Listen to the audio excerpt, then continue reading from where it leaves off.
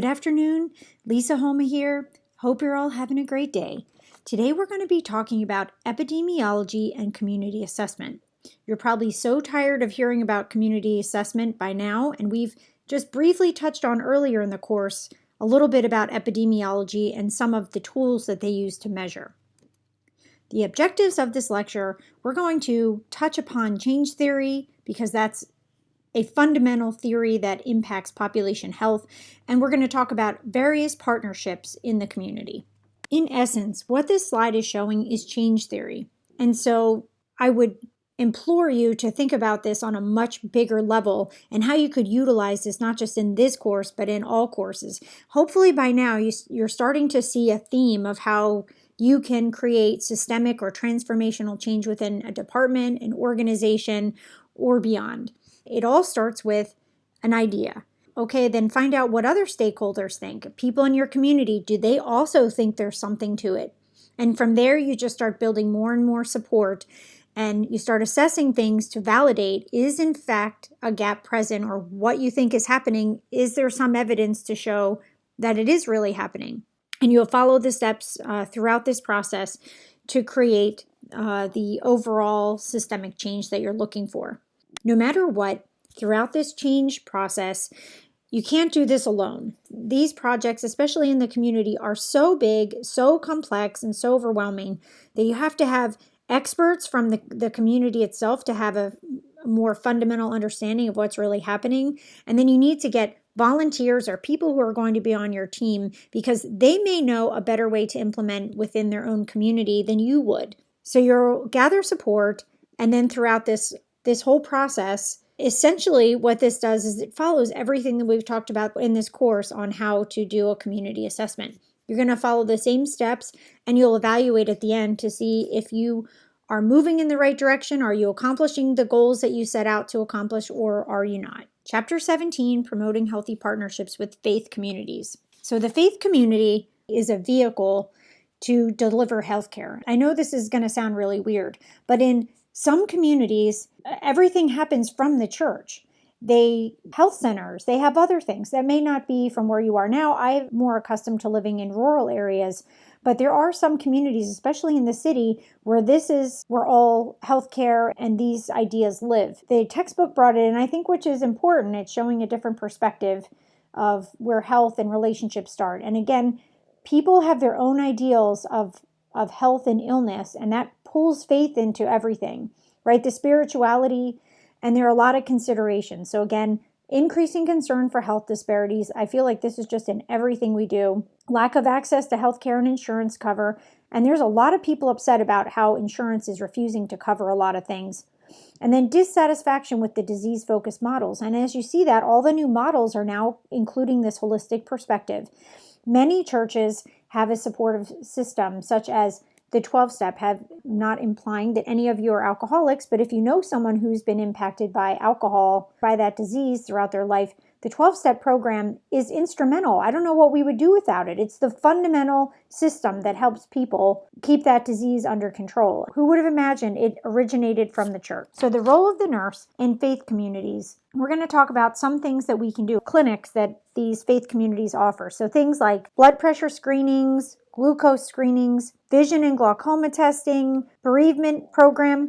Vision and glaucoma testing, bereavement programs originates in the church. Smoking cessation, diabetic education, caregiver support groups, and healthy aging. On to chapter 18, this is promoting healthy partnerships with marginalized groups. So what is a marginalized group? Marginalization is called a social exclusion. It refers to relegation to the fringes of society due to lack of access of rights, resources, and opportunities.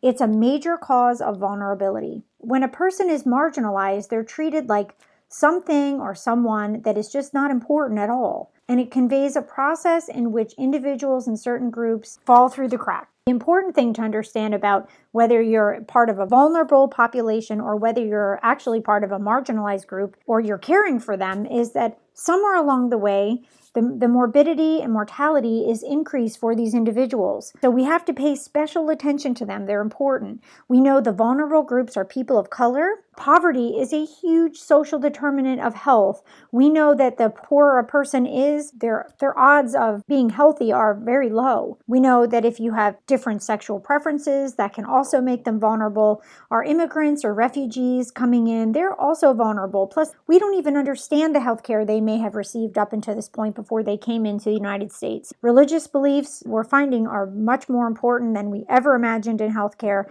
And then Healthy People 2030, we touched on that in another lecture, but that all focuses on helping and promoting the vulnerable groups. Commonalities of marginalized groups, they're generally characterized as poor, come from a low income, so socioeconomically they're kind of at the lowest tier. Middle income frequently experience worse health care than do the majority of white populace. Even if you are middle income of color, you still have worse health outcomes than compared with Caucasians. We also know marginalized groups, and they have a lot of health issues, are the American Indians, Alaskan Natives, Hispanics, poor whites have a below average level of health. So again, poverty is a huge social determinant. Women and marginalized, and more so in other countries, not so much here anymore. Children, those with disabilities, and elder. Commonalities among marginalized groups. Typically, we see persons with chronic disabilities, and in the literature, they call them multiple chronic conditions. Persons experiencing homelessness. I can't even begin to talk about the health challenges for someone who is homeless. Immigrants, refugees, and migrants.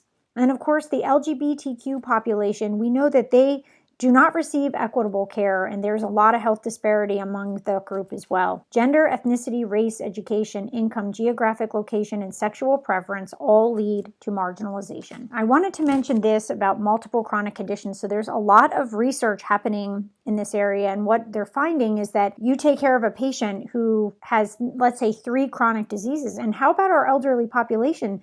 They have at least 3 or 4 chronic conditions that are ongoing. So let's say they're diabetic, they have a heart condition, and then they have diabetic foot ulcers. Don't we see this kind of person all the time? We see in the literature that these people are disregarded and their story is not being heard because they've been in healthcare for so long that we're finding that they're being stigmatized and mistreated by our healthcare workers. It's crazy. The literature is showing very strong disparities among multiple chronic conditions. Chapter 19, promoting health in the workplace. So the role of the occupational nurse, and we talked about this a little bit in another lecture, so I'm not going to mention much about it, but the occupational nurse has a huge responsibility, and they're responsible for a lot of people within the organization.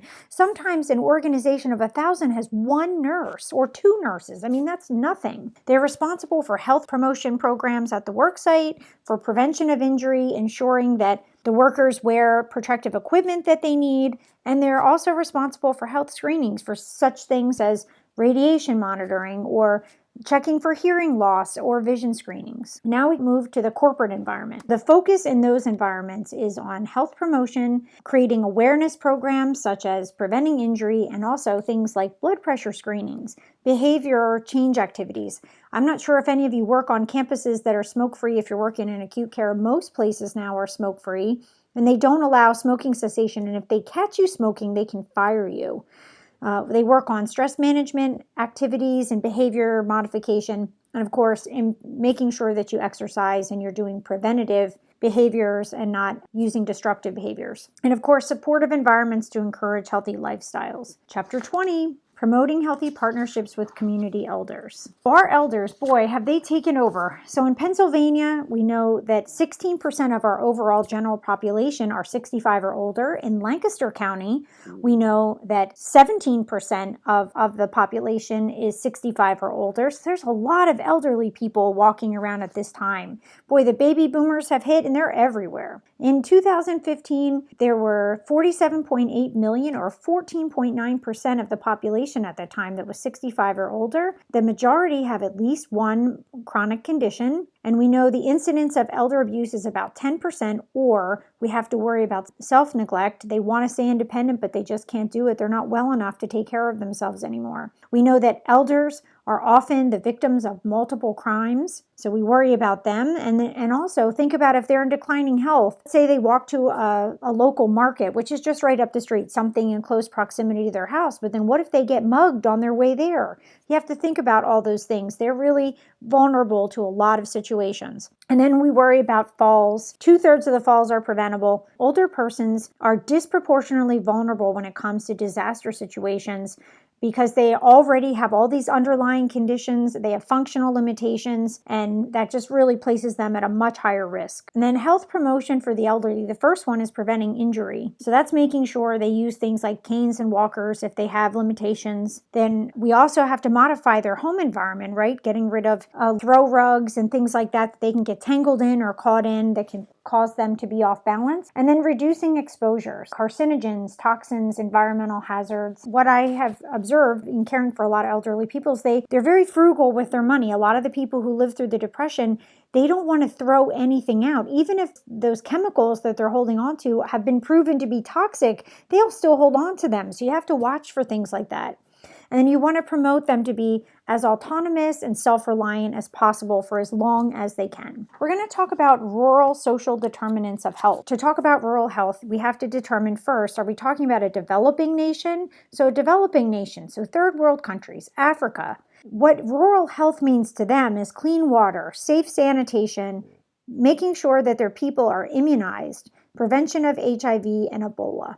In Australia, Canada, the US, rural health means something completely different. It's talking about challenges and timely access to appropriate, effective, and affordable services for people who live in areas of low population density. So let me give you an example. I have a friend from nursing school who lives in Iowa, and she's a nurse there. And between farms, they literally have hundreds of miles between farms. The farms are so big and so vast there. She is about 200 miles from the nearest trauma center. So if anything, a farm incident happens or an injury, those patients have to be flighted. They rely heavily on their local health center to do most of their needs and only travel to the major medical centers when something more serious or when they've been referred to. So that's a little bit more of what we're talking about. So primary services in these communities is critical. So the focus of rural health is improving population health in addition to meeting the personal health care needs.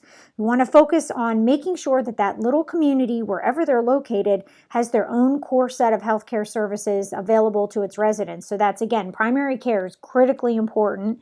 Making sure there's a local dentist, there are healthcare facilities close enough for them to go to if they need them. And of course, emergency medical services is really important. And the services that the population needs, it's not based on what we think, it's based on the individual needs of that population of what health services are offered. And that's all I have. Hope you have a great rest of your day. Thanks.